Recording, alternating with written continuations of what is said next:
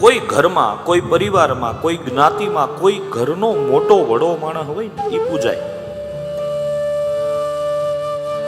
અને એના પૂજાવાને કારણે આખા ઘરને જપ મળે કે ભાઈ અમારા કુટુંબમાં, અમારા ઘરમાં આ છોકરો બહુ સારો.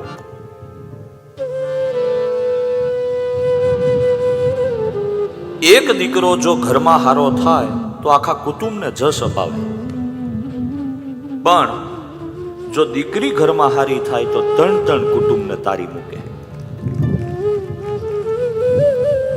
પણ આવું બહુ ઓછું બનતું હોય.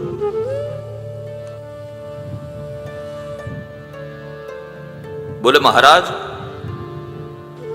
કોઈક ઘરમાં 2 પેઢીએ, 3 પેઢીએ, 4થી પેઢીએ, 5મીએ, 6થીએ કદાચ કોઈ માણસ નામ કરે ને એના કુળ કુટુંબનું નામ થાય, પણ આખો પરિવાર પૂજાય એવો કોઈ પરિવાર મને બતાવો